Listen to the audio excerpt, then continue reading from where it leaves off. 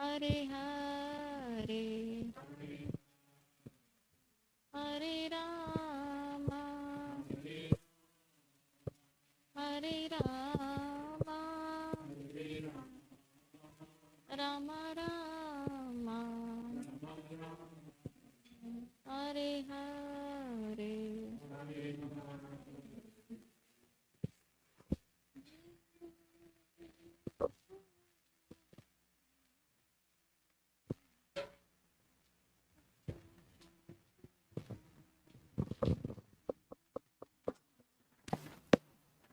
Gaya Radha Madhava Kunjabi Adi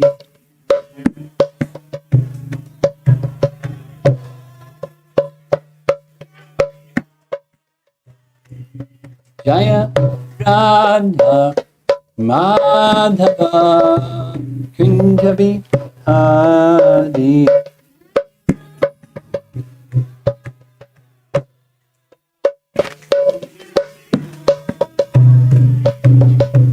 Gopi Jana Bala Bhakti Dadi Nabala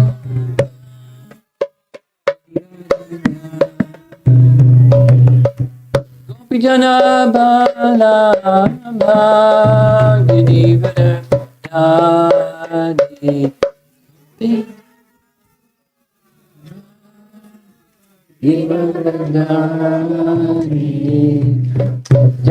Jasodanandana Vrajachanandana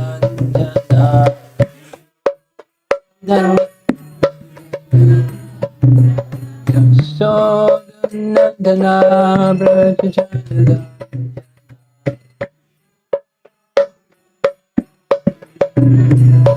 Jamuna Tira Vanachari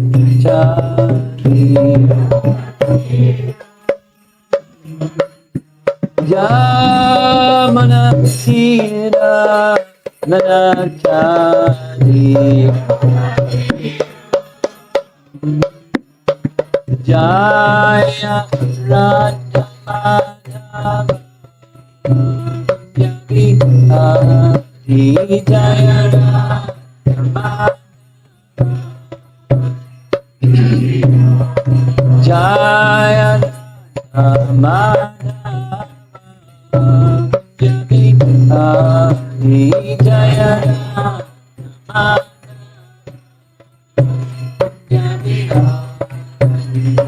Gopi Jana Bala Bhakti Dadi Jana Bala Gopi Jana Bala Bhakti Dadi Gopi Jana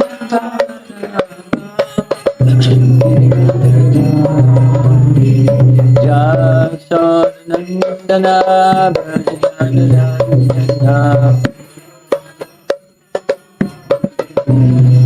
Jasodanandana Vrajachanandana Yamunatiravanachari Yamunatiravanachari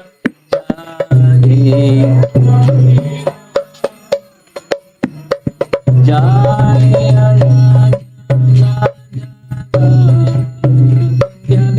Radha Jaya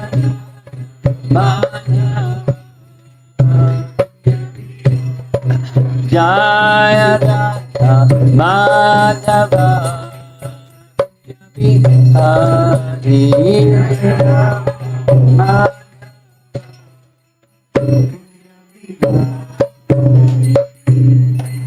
Jayo Vishnupad Paramahamsa Parivijagacharya Astatara Satasi Srimad His Divine Grace A.C. Bhakti Vedanta Swami Srila Prabhupada Ki Gora Premanandi.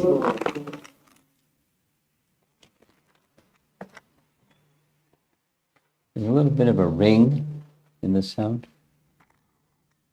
Om Namo Bhagavate Vasudevaya.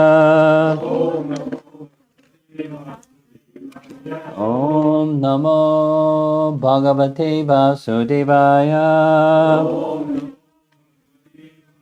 Om Namo Bhagavate Vasudevaya.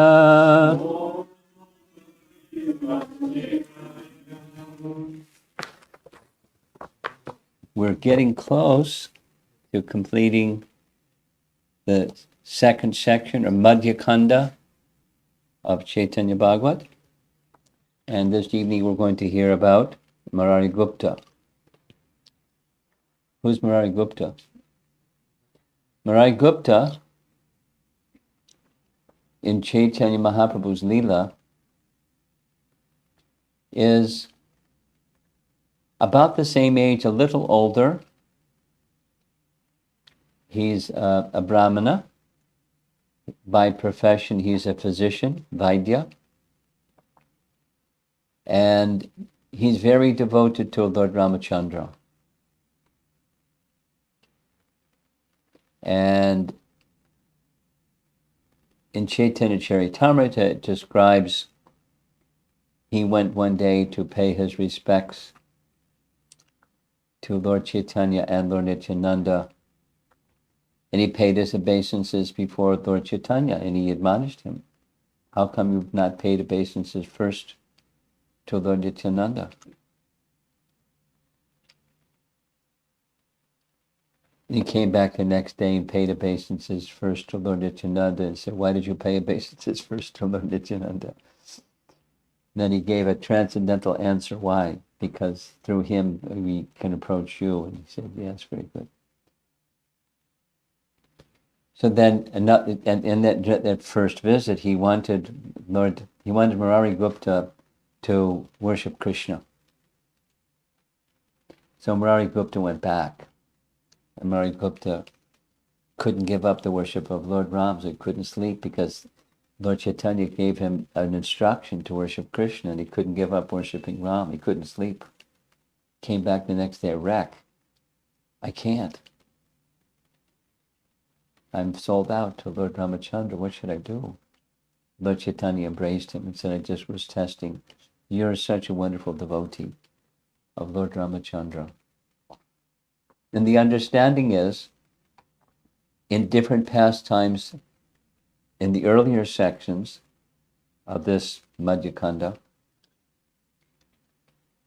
depending upon circumstance, Lord Chaitanya would not only exhibit moods of different avatars, but he would exhibit the form and the mood of those different avatars, including with Murari Gupta. One time, Lord Chaitanya was visiting, paying his respects to Murari Gupta. Their home is not far, but it's very close by. And Murari Gupta was chanting Vishnu Sahasranam when he came. And the name that Lord Chaitanya responded to was he was calling the name of Varaha. So Lord Chaitanya, in ecstasy, exhibited not just the mood of Varaha, but the form of Varaha. And he reached high in the sky, and Murari Gupta knew what to do. He gave him a water pot that was earth. And he lifted the water pot on his tusks and said to Murari, offer prayers to me, offer prayers to me.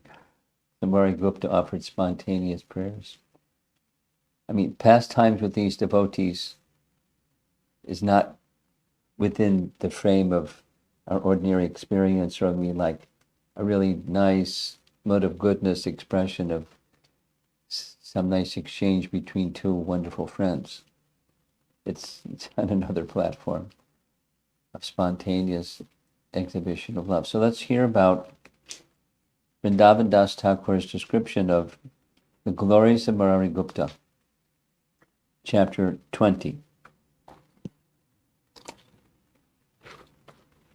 All glories to Gora Simha, the son of Sachi.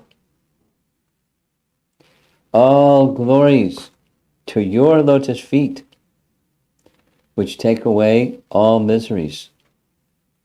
All glories to the life and soul of Gadadhar. O Lord, please bestow your mercy on me, so that my mind may be fixed on you. In this way, when the devotees saw the Lord, they danced, sang, cried, and laughed in ecstatic love. In this way, every day, Lord Gaurachandra performed unlimited pastimes with the devotees. One day, Mahaprabhu was enjoying the association of Nithyananda in the house of Srivas. At that time, Murari Gupta came there and offered obeisances at the lotus feet of the Lord. The greatly effulgent Murari Gupta next offered obeisances to Nithyananda and then stood before them. The Lord was very pleased with Murari, so he spoke with him without duplicity. O Murari, what you have done is not proper. You have transgressed etiquette while offering obeisances. You're supposed to teach those who do not know these things. So why are you transgressing such principles by your own behavior? Murari said, O Lord, how will I know? You induced me to act like that. The Lord said, all right, go home for now. I will speak to you tomorrow, and you will understand everything. Feeling both joyful and apprehensive, Murari departed. He went home and took rest. In a dream, he saw Nithyananda, the most exalted of all pure devotees, dressed as a wrestler, coming towards him. He saw a great serpent spreading its hoods over the head of Nithyananda, who held a plow and a club in his hands. He then saw that Nithyananda looked just like Kaladhar, and he saw Vishwambar fanning him from behind.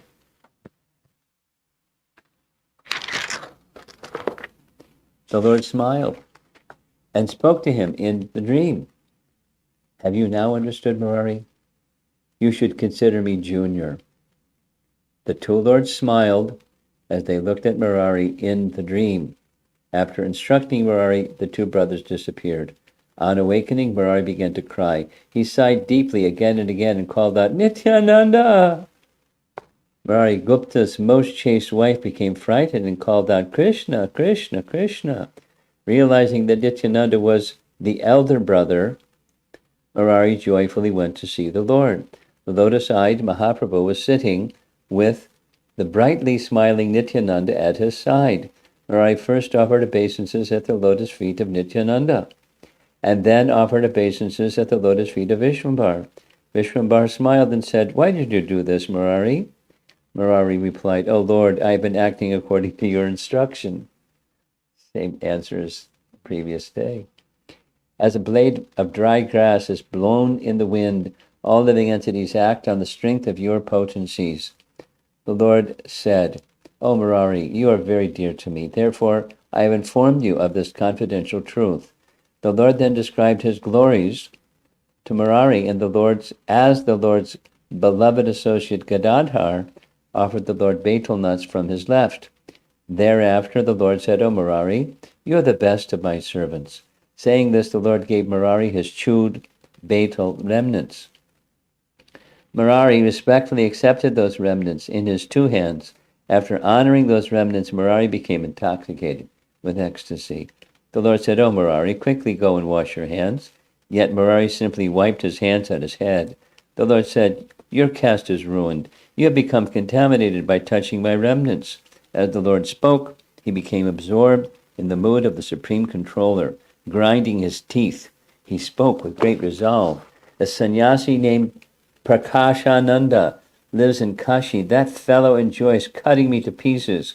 He teaches Vedanta but does not accept my form. I gave him leprosy, yet he still does not understand. Unlimited universes are present within my body. So how does that fellow dare to claim my body is false? O Murari, I am telling you the truth, for you are my servant. Anyone who does not accept my form is vanquished. The Supreme Lord's form is served by Brahma, Shiva, and Ananta. All demigods worship this form as their life and soul. Even the pious become purified by the touch of this form. So how does that fellow dare to claim my body is false? I openly reveal to you that I am eternal. My servants are eternal, and the servants of my servants are eternal. My pastimes and activities are eternal, and my abode is eternal. Anyone who says they are false cuts me to pieces. By hearing my glories, all ignorance is destroyed, yet sinful teachers say, quote, the Lord's pastimes are false. Shiva leaves aside his clothes while relishing my glories. Lord Ananta, the sustainer of the universe, personally sings my glories. Personalities like Shukadeva and Narada become intoxicated by hearing my glories. The greatness of my glories is described by the four Vedas, O Murari. Anyone who disregards such auspicious glories can never understand my incarnation. By teaching Murari, the Supreme Lord taught everyone. My formed servants' pastimes and abodes are all eternal. The Lord personally taught the truth about himself. One who dares not accept this is vanquished. Within a short time, Vishwambhara regained his external consciousness and returned to his previous humble state. The Lord embraced Murari and accepted him as his brother. He then mercifully spoke to Murari with great affection. O Murari, you are truly my pure servant, for you have realized the glories of Nithyananda. Even if my servant has the slightest envy for Nithyananda, he is not dear to me. O Murari Gupta, go home for now. You have purchased me because you have understood the glories of Nithyananda. In this way, Murari became such a recipient of the Lord's mercy. Only Hanuman received mercy like Murari. Now, he's a devotee of Ram. He's in the mood of Hanuman. So, Murari Gupta returned home in ecstasy, yet the Lord, along with Nithyananda, remained within his heart. When Murari returned home, his heart was overwhelmed. He would chuckle to himself as he said one thing and did something else. In jubilation, he said, I will eat now. Then his chaste wife brought lunch for him.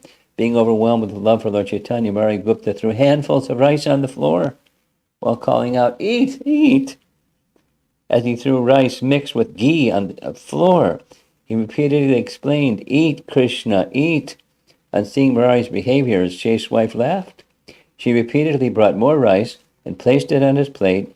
Murari's chaste wife knew that he was a Mahabhagavata, so she cautioned him by chanting the name of Krishna.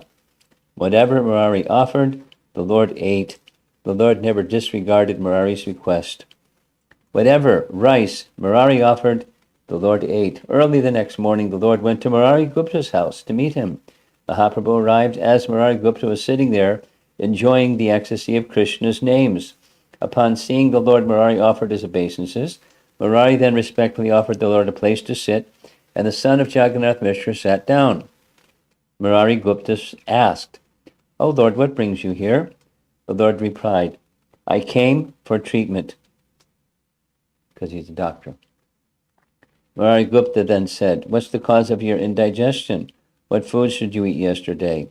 The Lord said, my dear friend, how will you know? You threw rice on the floor and said, eat, eat. You forgot, but your wife knew everything, knows everything. You offered it to me, so how could I refuse to eat? What is the use of your treatment and remedies? I got indigestion by eating your rice. Drinking water relieves indigestion. My indigestion was caused by eating your rice. So the cure is drinking your water. After speaking in this way, the Lord, fully absorbed in the mellows of devotional service, picked up Murari's water pot and drank from it. Seeing the Lord's display of mercy, Murari fell unconscious. Gupta's entire family then cried in ecstatic love of God. How glorious is the Lord! How glorious is his devotional service, and how glorious are his servants! Such devotional service was manifested by the mercy of Lord Chaitanya. The mercy received by Murari Gupta's servants could not even be seen by the Bhattacharyas of Navadvip. Nothing was achieved through education, wealth, and fame.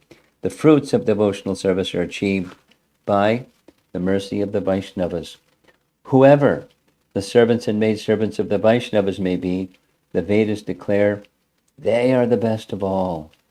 In this way, Mahaprabhu personally bestowed mercy on Murari every day. Just hear the wonderful topic concerning Murari Gupta, for by hearing these topics, one achieves the treasure of devotional service.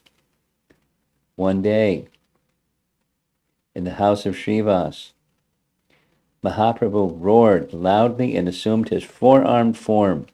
With his four hands, decorated with consciousness, club, and lotus, Vishwambara called out, Garuda!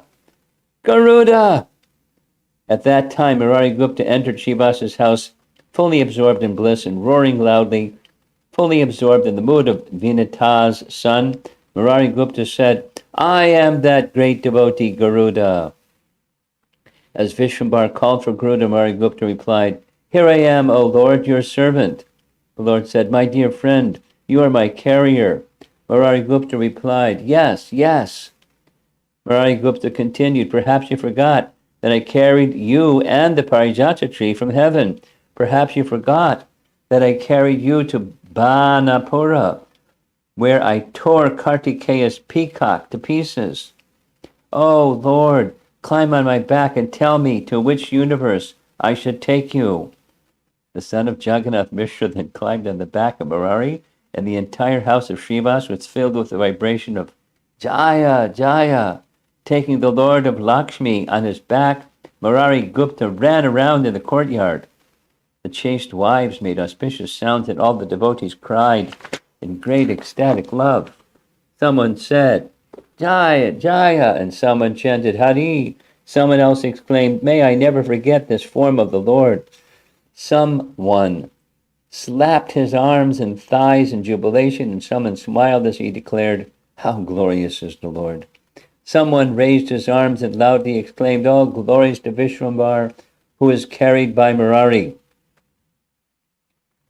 Sri Gaurasundar swayed in ecstasy on the back of Murari, who happily wandered throughout the house. These pastimes of Gaurachandra took place in Navadvip, but sinful people were unable to see them. One cannot attain Krishna by wealth, high birth, or fame, for Lord Chaitanya is controlled only by devotional service. The servants of those who worshipped the Lord birth after birth were able now to joyfully see these pastimes. Those who saw such pastimes mercifully described them to others, yet the hearts of sinful people do not accept them. In this Madhyakanda, the Lord climbs on the back of Murari, yet Murari Gupta is a leading servant in all the Lord's incarnations. Although the Vedas describe the Lord's, quote, appearance and disappearance, there is actually no end to his pastimes. On regaining his external consciousness, the most sober Gauranga got down from Murari's back, and Murari's mood as Garuda disappeared. Ordinary people cannot understand these most confidential topics of the Mahaprabhu climbing on the back of Murari. On seeing the Lord's mercy on Murari, all the Vaishnavas praised him as being most glorious. Murari Gupta was a most glorious devotee. His devotional service to the Lord was fruitful, for he had the ability to carry Vishwambara in his pastimes. Such are the auspicious topics regarding Murari Gupta. There are many more topics yet to be described. One day, the most pure Murari thought about the position of the Lord's incarnations. Quote, While the Lord and his associates are still present in this world, I should think of my own welfare. I cannot understand the pastimes of Krishna and how he acts at a particular time. Sometimes he creates and then he annihilates. Although he destroyed Ravana and his dynasty to bring back Sita, why did he then abandon her? Therefore I should give up my body while he is still present in this world. The proper time to give up my body is while that great personality is still present in this world. After contemplating in this way, Murari Gupta secretly brought one sharp chopper. I've seen it translated differently. The chopper is kind of like there's a particular kind of knife that's used for carving conch shells, and there's a name for it. So it's a really sharp, hard bladed knife. So he brought one. As he brought that chopper and hid it inside the house, he thought, tonight I will happily give up my body. Lord Vishwambara resides in the heart of all living entities. He therefore understood Murari's resolution. The Lord quickly came to Murari's house, and Murari offered him respectful obeisances at the Lord's feet. Feeling great compassion for Murari, the Lord sat on an asana and began to narrate topics of Krishna. The Lord then said, "O Murari, will you do what I say?"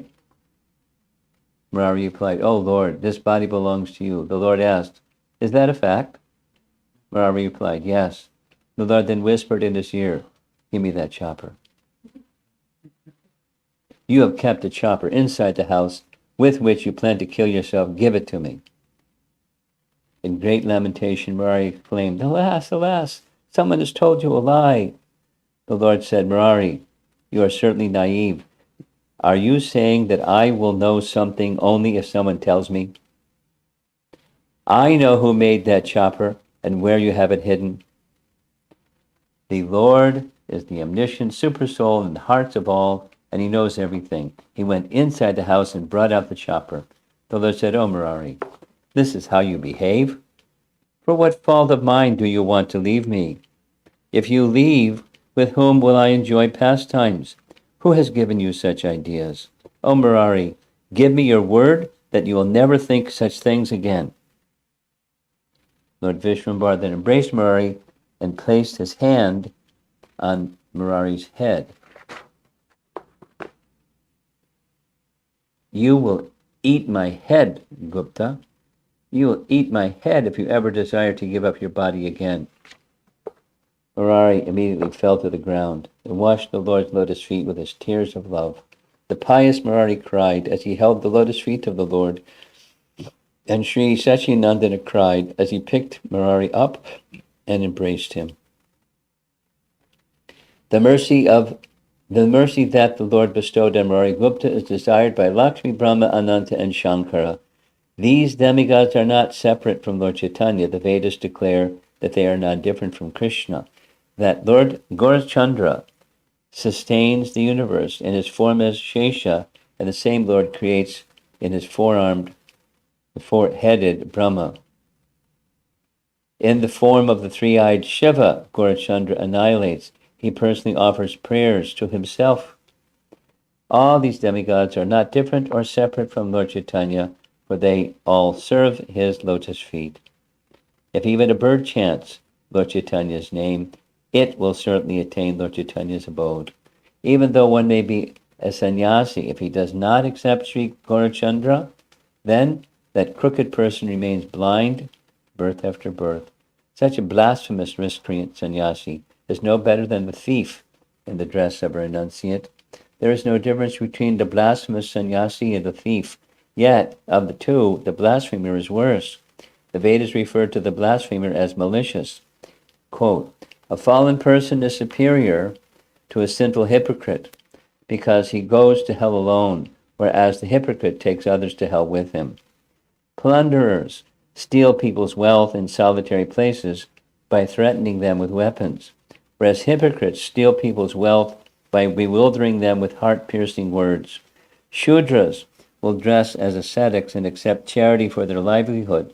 Those who are ignorant of religious principles will occupy the seat of the acharya and teach religious principles.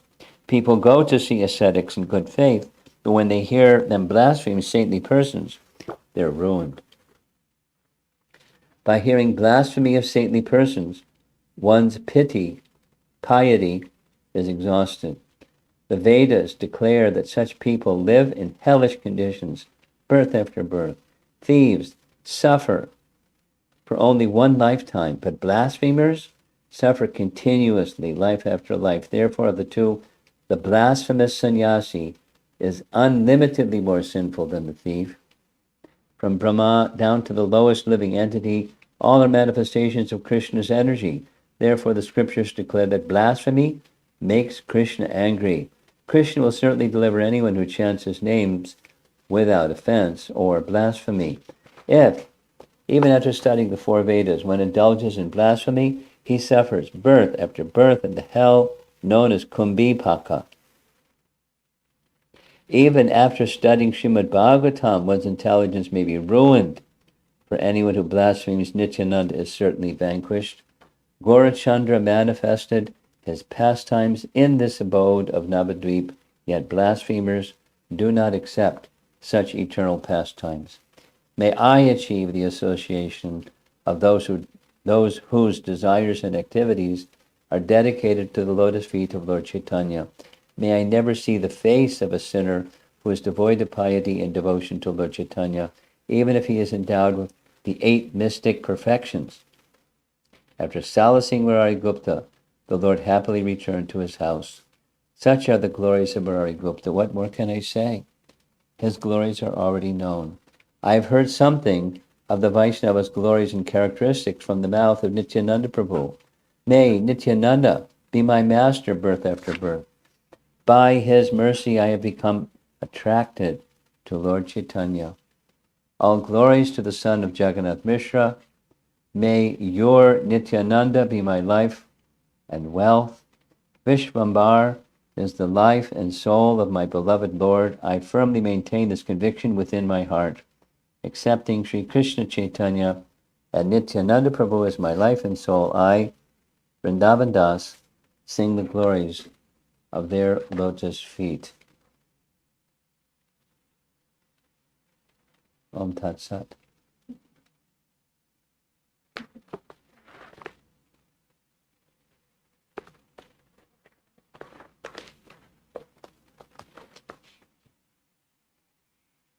He's pretty ecstatic devotee, huh? Vrindavan Das.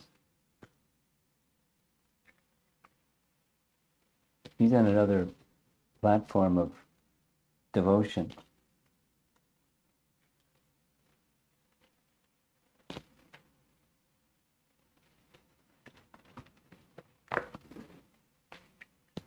As the previous chapter, so also in this chapter, and so also in the next chapter. Same theme is very prominent. It's not the only thing that's being presented, but the same theme of vilification or blasphemy or criticizing of Vaishnav. Really bad. Really bad. So much so that anybody with,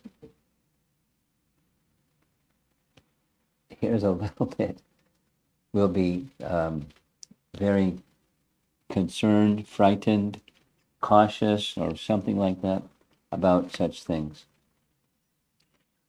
In the way that it's described in Chaitanya Charitamrita is, the mood is different, but the message is the same. Here's a nice example. Because there, when Lord Chaitanya deals with devotees in a way that looks harsh, like, wow, he's not kind, he's harsh. But he would deal in such